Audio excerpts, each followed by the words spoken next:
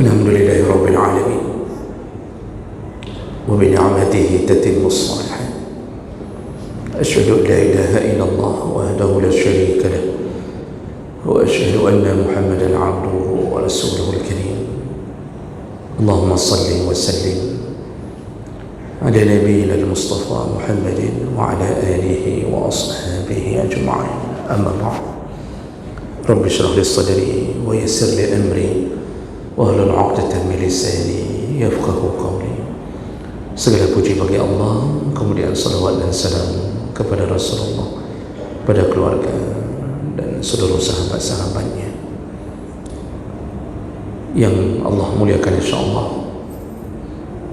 Bapak Ibu jemaah salat zuhur yang telah berhadir hanya karena taat kepada Allah, mudah-mudahan Allah membalas dengan surganya insyaallah. Bapak Ibu yang Allah muliakan, kita masih berada di dalam bab yang sama,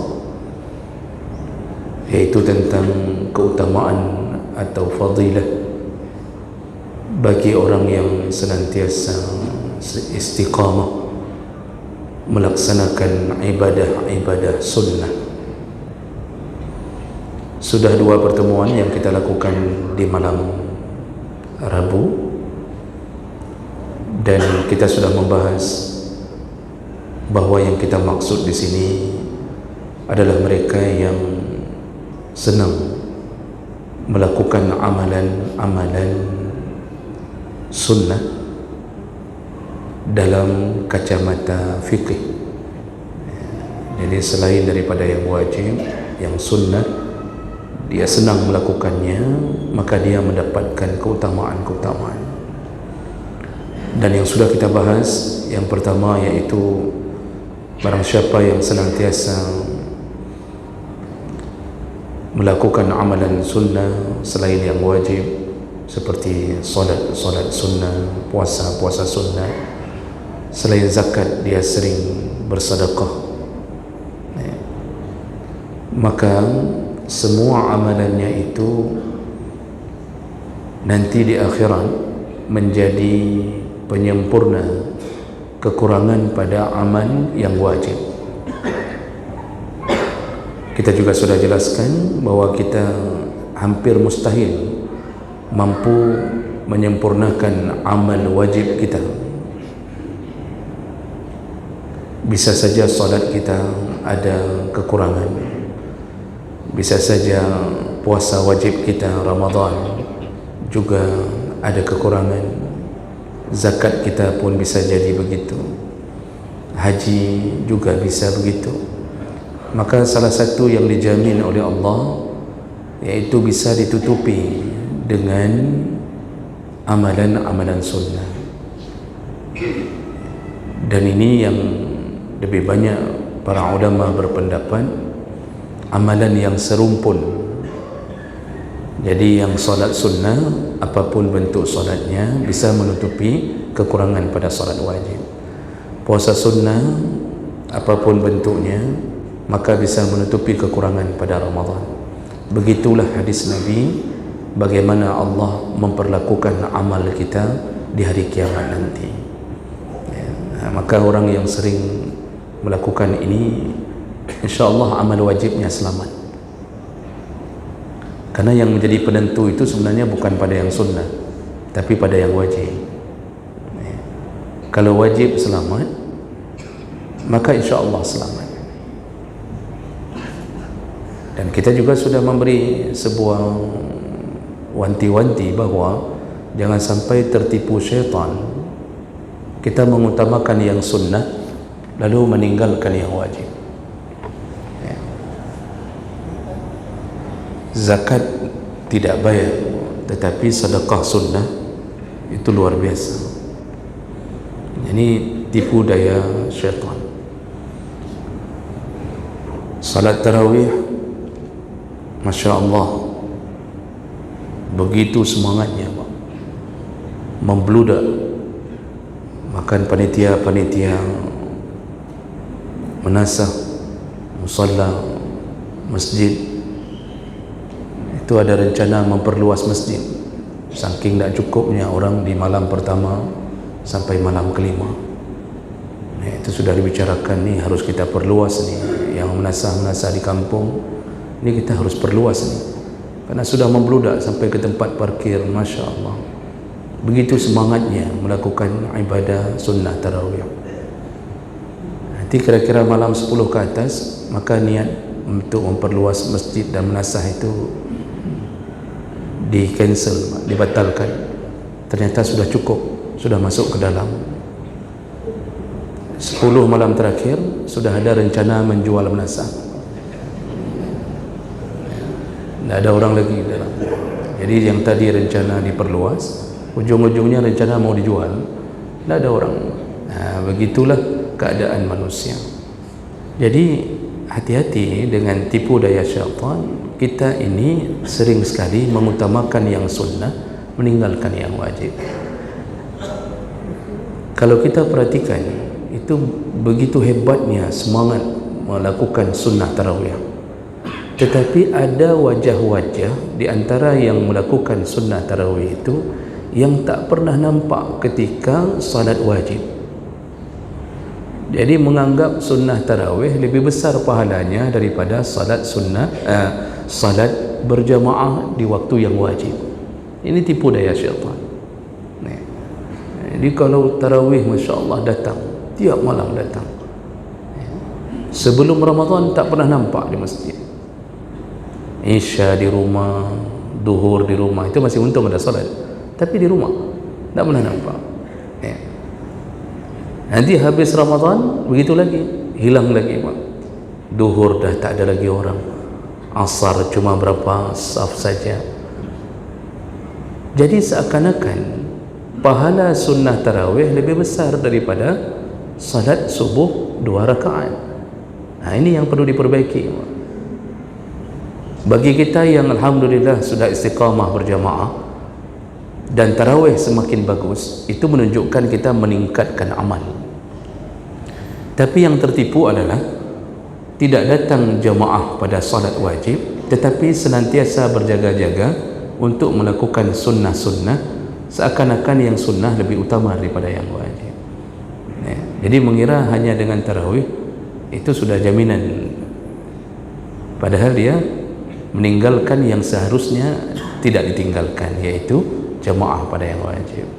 Itu belum lagi ada hadis-hadis palsu yang beredar tentang fadilah tarawih. Kalau Bapak sering dengar di kampung-kampung terutama, itu kan dibacakan fadilah tarawih. Jadi bunyi hadisnya saja dari Ali bin Abi Thalib radhiyallahu anhu anin Nabi sallallahu alaihi wasallam, fadilatut tarawih, fadilah salat tarawih. Jadi sudah memakai langsung kalimat Nabi mengatakan fadilah tarawih adalah sekian. Malam pertama, siapa yang melakukan tarawih di malam pertama, maka dia dapat pahala seperti lahir dari rahim ibu. Berarti sudah sebersih, tidak ada lagi dosanya, seperti bayi yang lahir dari rahim ibu.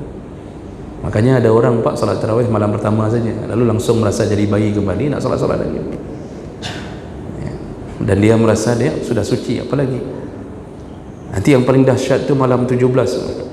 Malam 17 yang salat tarawih di malam 17, maka dia dapat pahala seluruh pahala Nabi, seluruh pahala Rasul, seluruh pahala wali-wali Allah. Itu semuanya ke orang yang salat tarawih di malam 17 saja. Coba baca itu fadilah tarawih itu. Itu hadis Pak, bukan hadis dhaif. Itu lebih kepada hadis palsu.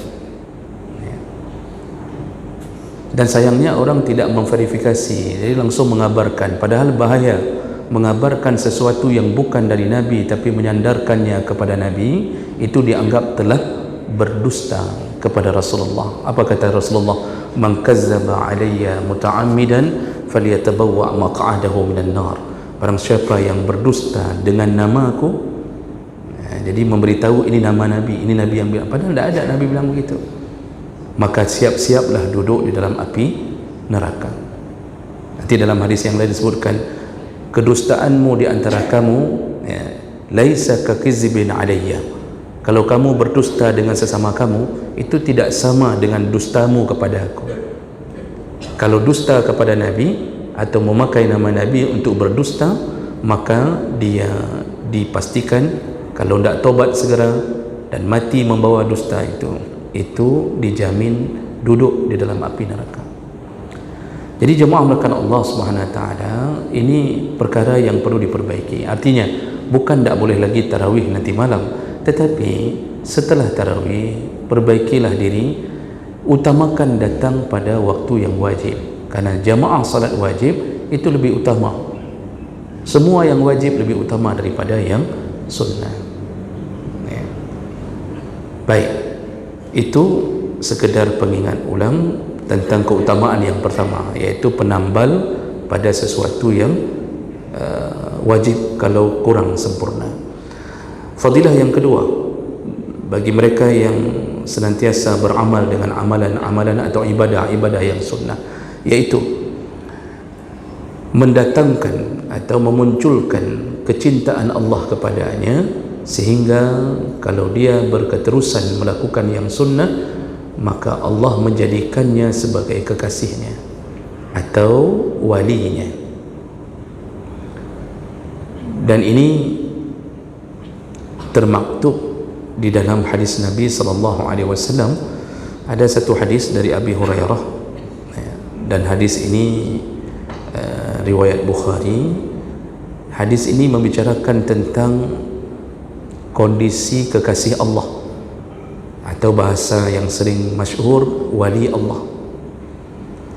Dan hadis ini sampai disebut oleh sebahagian ulama hadisnya wali, hadis wali, ya, begitu sebagian ulama memberi nama pada hadis ini. Bagaimana hadis ini mengatakan tentang orang-orang yang akan menjadi kekasih Allah? Ini hadis qudsi, Allah yang berkata, Allah berkata, man ada li waliyan, barang siapa yang memusuhi, memerangi wali-waliku, barang siapa yang memusuhi, memerangi waliku, yaitu dalam tanda kutip kekasihku, faqad azantuhu bil harb, maka akulah yang akan menjadi musuhnya, atau akulah yang akan menabuh genderang kepada orang tersebut. Jadi siapa yang berani menghinakan, memusuhi, merendahkan, melecehkan kekasihku, yaitu waliku, kata Allah, maka akulah yang menjadi orang, menjadi zat yang akan memeranginya. Jadi ini sebuah pernyataan dari Allah yang mengatakan tentang begitu berharganya wali di sisi Allah Subhanahu Wa Taala. Ini wali Allah ya Pak, bukan wali murid. Ini kita cerita tentang wali Allah. Karena wali banyak, ada wali murid, wali santri, ada wali nanggro. Cuma kita tidak boleh berpanjang-panjang karena ini sedang puasa. Jadi wali Allah itu dalam pengertian itu ada dua makna. Jadi pengertian wali, apa itu wali? Para ulama mengatakan kalau wali diambil dengan statusnya menjadi fa'il, yaitu pelaku, subjek, maka yang dimaksud di situ adalah al-walayah, yaitu kedekatannya kepada Allah.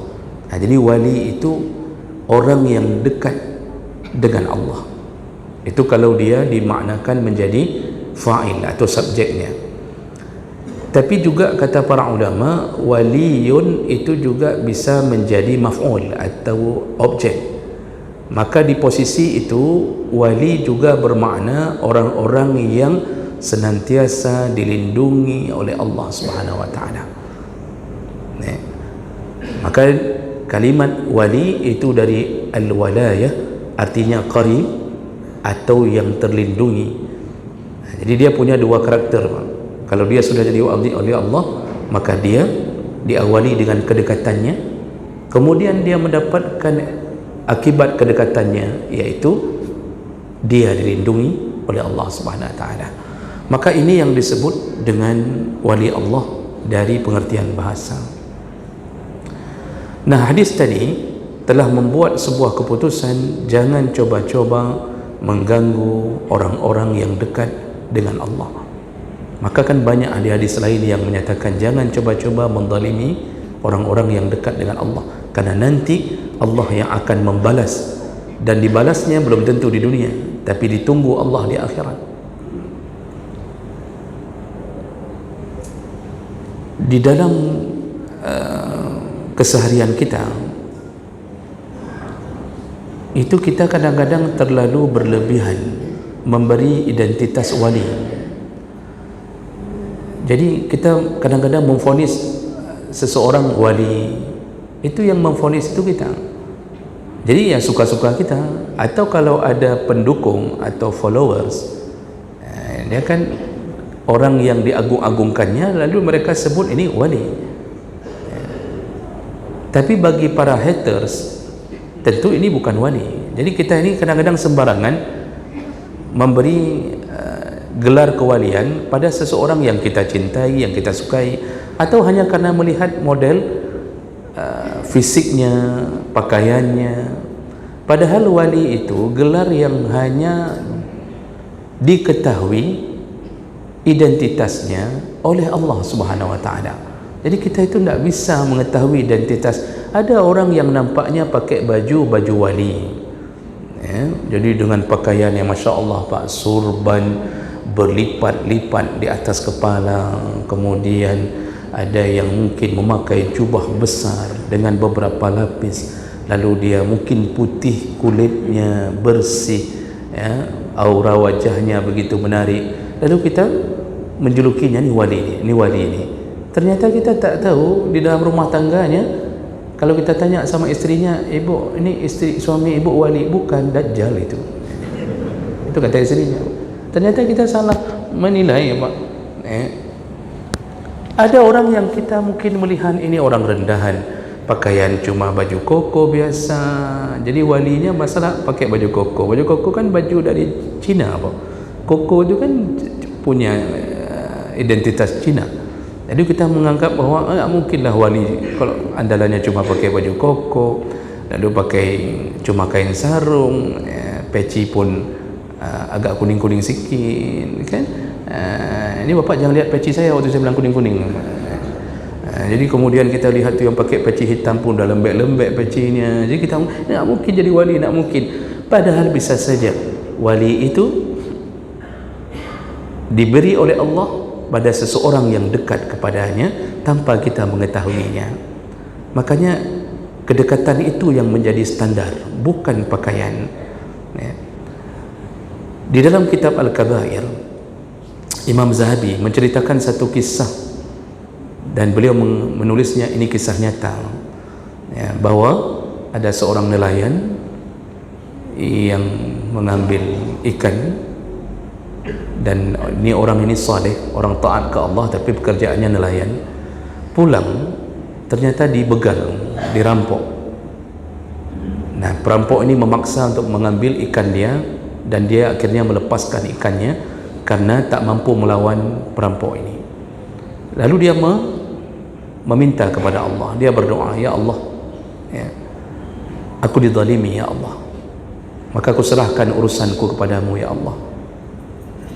Apa yang terjadi, Pak? Si perampok ini bawa pulang ikan ini, lalu kemudian ketika dia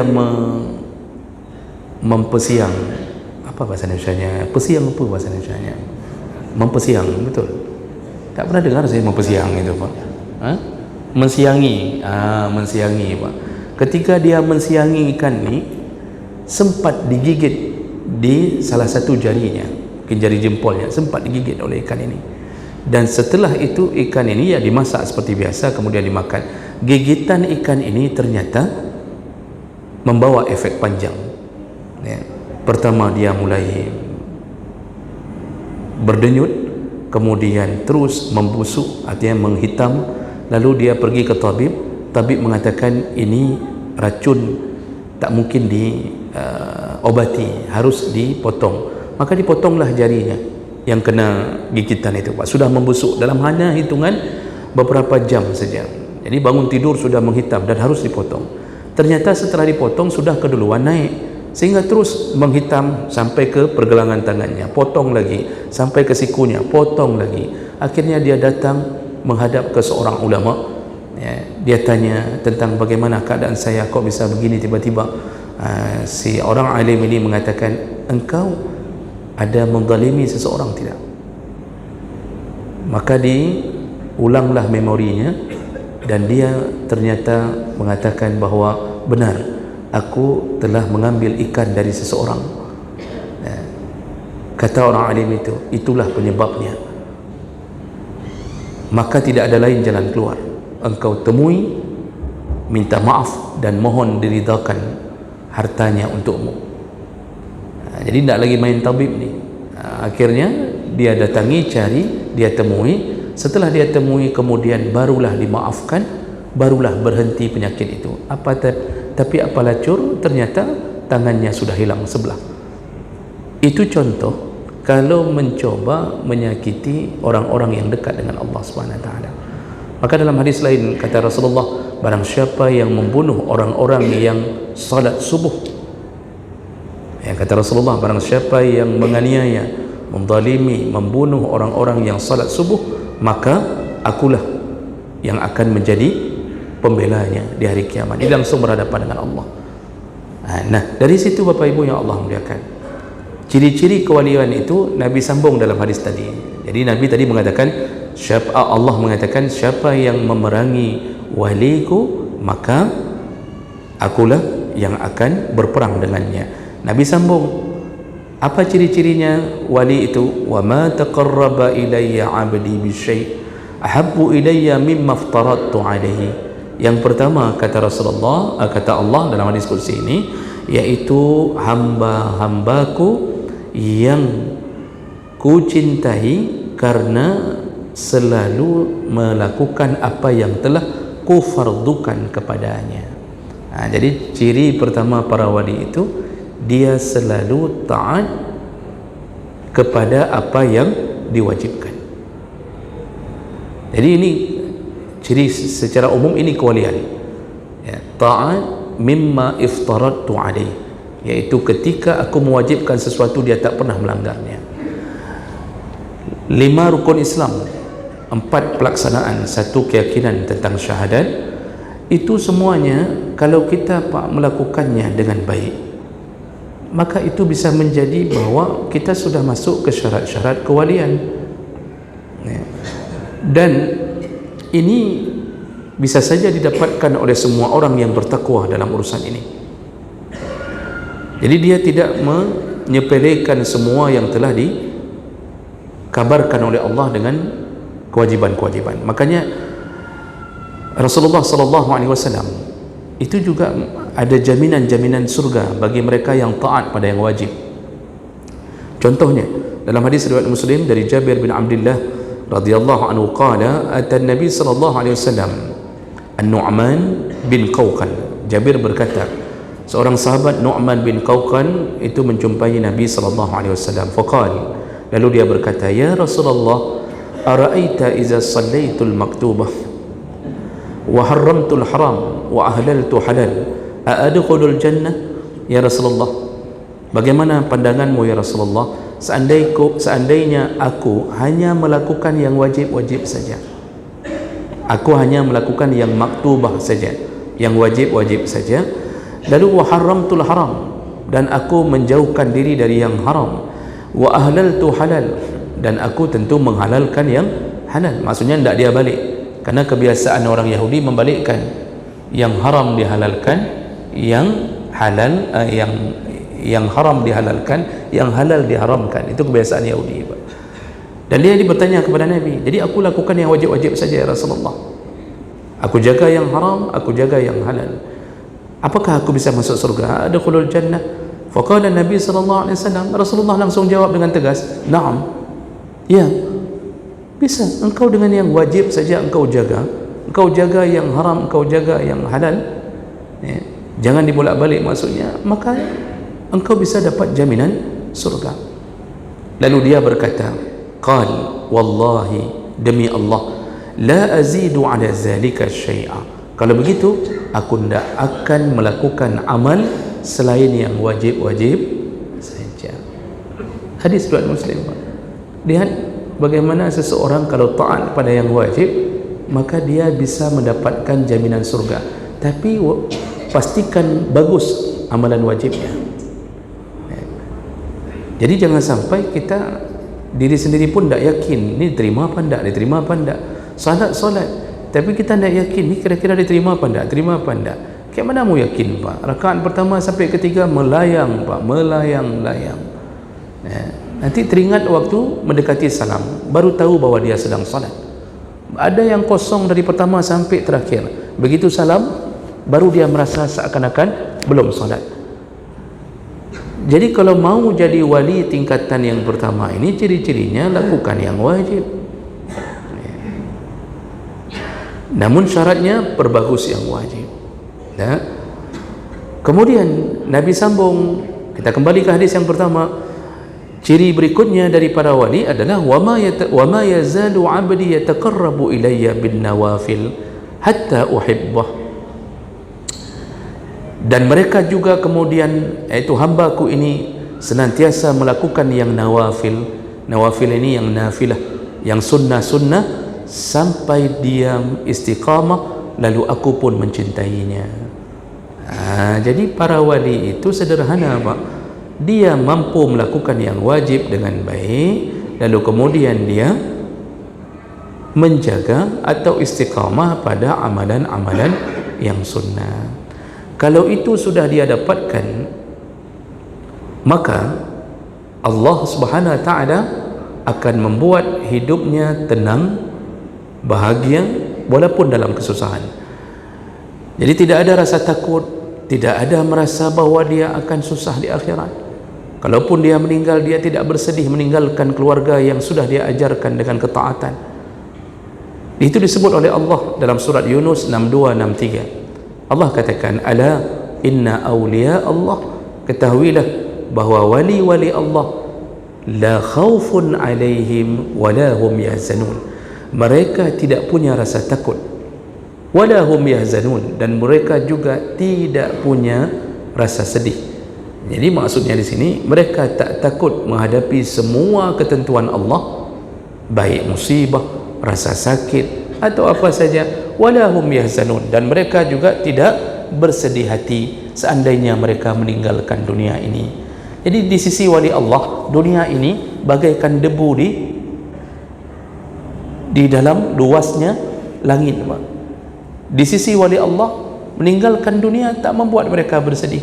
Makanya kita belum bisa jadi wali Pak, kalau seandainya dalam hati kita ini dunia masih membesar, harta kita masih banyak untuk dunia daripada akhirat, ya, kita bergaji, tapi settingan hidup kita, gaji itu lebih banyak untuk dunia. Jadi yang dibicarakan dengan istri di rumah itu membeli kehidupan dunia. Ini keluar gaji nih, ini kita mau beli apa lagi nih, ya, pintu pagar udah pakai remote, kita mau beli apa lagi? Mau beli televisi 100 inci, ganti dari 34 inci menjadi 100 inci. Mau beli apa lagi? Ya, beli kulkas yang 3 pintu. 2 pintu tidak cukup, harus yang 3 pintu Pak. Jadi 1 pintu ada daging, ikan, segala macam. 1 pintu untuk sayur, buah. 1 pintu lagi ya untuk mendinginkan hati kalau sudah ribut sama suami. Jadi tidak cukup. Jadi selalu planningnya dunia, besarkan garasi rumah, naikkan tingkatan rumah, ya, begitu punya uang lebih sedikit Pak, kita semuanya urusan dunia. Akhirat begitu dikabarkan, di sini ada wakaf, di sini ada sedekah. Tadi sudah diumumkan masjid membutuhkan bukaan berkah berpuasa bersama, ya, barang siapa yang mau sumbang maka ditunggu. Kemudian dibutuhkan dus. Kok dus? Dusnya tidak perlu Pak. Aqua gelas itu dibutuhkan. Maka wali-wali Allah dia mendapatkan kenyataan bahwa dunia ini begitu kecil, tawaran-tawaran akhirat begitu besar untuknya. maka berlombalah dia untuk mendekat ke Allah. Padahal itu sunnah. Kan membeli bukaan puasa untuk orang buka puasa kan tak wajib, itu sunnah. Tapi orang yang punya sifat menuju ke wali Allah, begitu dia dengar kesempatan itu, maka dia berlomba. Maka semua amalan-amalan dalam Ramadan yang sifatnya sunnah, dia jadikan sebagai perlombaan. Apalagi sampai kalau orang faham memberi makanan orang berbuka puasa itu dahsyat sekali pahala. Pertama, dapat pahala sedekah. Sedekah dalam Ramadan itu pahalanya berbeza dengan luar Ramadan. Allah mengatakan dalam hadis qudsi, as-sawmu li wa ana ajzi bihi, puasa itu milikku dan aku langsung yang menangani. Jadi ini kita dalam Ramadan ni, jadi Allah langsung yang tangani pahala. Ini Pak menunjukkan Allah ingin beri banyak-banyak tanpa terbatas. Kemudian pahala yang berikutnya, semua yang memakan makanan atau minuman yang kita beri ketika mereka berbuka puasa, maka pahala mereka diberikan untuk kita tanpa mengurangi pahala mereka. Rasulullah yang mengatakannya, man fattara sa'iman, barang siapa memberi makan orang berbuka puasa, fakana lahu mislu ajrih, dia dapat pahala persis seperti pahala orang itu. Jadi pahala puasanya yang dapat, bukan pahala buka puasanya. Pahala puasanya dari pagi untuk kita, min ghairi ay yanqusa min ajrihi syai, tanpa mengurangi pahala puasa mereka. Jadi kalau bahasa sekarang Pak, di copy paste. Kita kasih berapa kotak kurma, ini setiap hari kalau di masjid ini mungkin bisa ratusan yang buka puasa selama Ramadan. Kita kasih beberapa kotak kurma, setiap orang mencicipi satu kurma. Satu kurma, nak mesti dia membawa makan sampai kenyang. Kan Nabi tak bilang harus memberi makan berbuka puasa sampai kenyang, tak. Kita beri satu bakwan, kita beli satu risol, kita kasih satu timpan. Maksudnya untuk satu orang, dia makan cuma satu. Masya Allah, pahala puasa mereka untuk kita. Apa susahnya Allah mau berbagi pahala? Allah Maha Kaya. Makanya di saat seseorang telah menyelip kewalian, kedekatan dengan yang sunnah-sunnah ini, maka tanda-tanda dia akan dicintai oleh Allah. Maka begitu mudahnya dia melakukan itu. Maka mulailah berlombalah orang untuk mendapatkan kesempatan itu. Maka jemaah melakukan Allah, jadi jangan tunggu hanya jadual saja. Karena saya sering mengatakan di mana-mana Pak, itu ada yang kadang-kadang di kampung tak pernah kasih ke Menasa pada ramai orang buka puasa, tak pernah kasih ke musala-musala ramai orang buka puasa, tak pernah kasih. Kenapa? Ketika ditanya, bapak kenapa tak kasih? Belum jadual saya Ustaz. Jadual bapak kapan? Malam 30 saya Ustaz. Malam 30 baru dapat jadual Pak. Orang sudah pulang kampung, tak ada yang makan lagi, maka merugilah orang-orang begitu. Bapak Ibu yang Allah muliakan, ada juga yang mengatakan, Ustaz saya sering kasih kurma, saya kasih risol, bakwan, tapi tak ada yang makan punya saya. Wajar orang tak makan Pak. Bapak kasih kurma yang udah kering-kering punya India, punya barang itu, yang murah-murah yang dijual sekilo di pasar impres, ubi badu sekilo, ubi naik Pak, kan itu dengan kulit-kulitnya, dengan pasir-pasir masih melekat. Mana mau orang makannya? Cari yang bagus. Kemudian ada yang mengatakan, saya kasih juga Ustaz makanan kue-kue, saya kasih timpan, tak ada yang makan punya saya. Kayak mana mau dimakan orang? Bapak kasih yang 500, timpannya panjang, kelapa di dalam cuma di ujung sedikit, ditaruh di ujung sedikit Pak. Kita makan dari ujung sini, timpannya berada di ujung sana, tak kena-kena dengan timpan kita makan, tak kena-kena. Belum habis sudah dibuang orang, ditandai sama panitia masjid. Kata panitia masjid, Pak kalau misalkan jangan kasih ke sini lagi Pak, Pak kasih ke masjid lain aja, biar orang lain juga merasakan trauma yang sama dengan kami rasakan. Sampai begitu Pak. Ini model wali-wali Allah kalau mengejar yang sunnah. Jadi sunnah-sunnah dalam Ramadan itu dijaga. Untuk apa? Agar kita dekat dengan Allah. Mudah-mudahan setelah Ramadan ini dengan berbagai sedekah sunnah kita, berbagai amal sunnah kita ini menyebabkan kita juga bisa menjadi satu catatan di sisi Allah, ini orang sudah dekat. Kalau sudah dekat, hidup kita bahagia.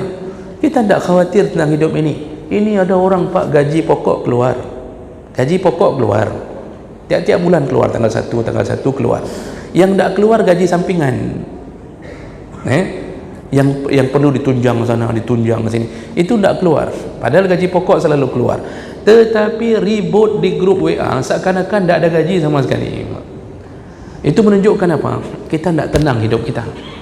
Ada orang lain yang honorer Pak, gaji cuma 1,5 juta, menghidupi 5 orang anak, 2 orang isteri bahkan. Aman-aman saja. Kita gaji sampai 10 juta, 12 juta, tidak bisa tenang hidup. Kenapa? Kita tidak masuk golongan yang dicintai oleh Allah. Karena orang yang sudah masuk golongan wali, la khaufun alaihim, mereka tak lagi merasakan takut hidup ini. Karena mereka yakin rezeki dari Allah. Apa yang mereka takutkan kalau yang maha kaya telah menanggung rezeki mereka? Kalaupun terjadi sesuatu musibah, wala hum yahzanun, tidak ada rasa sedih berkepanjangan kepada mereka, tidak ada. Itulah orang-orang yang dekat. Dan apa penyebabnya? Salah satunya sering mengamalkan yang sunnah. Nah, mudah-mudahan ini bisa menjadi perkara pertama yang perlu kita jaga-jaga selama Ramadan. Amalkanlah sunnah-sunnah dalam Ramadan. Ini karena waktu sudah menunjukkan pukul 14.00 dan sepertinya waktu kita terbatas Bapak Ibu. Jadi kita cukupkan dulu untuk siang hari ini. Kita insya-Allah sambung kembali di pertemuan Sabtu yang akan datang. Mudah-mudahan bermanfaat. Subhanakallahumma bihamdik, asyhadu an la ilaha illa anta, astaghfiruka wa atubu ilaik. Wassalamualaikum warahmatullahi wabarakatuh.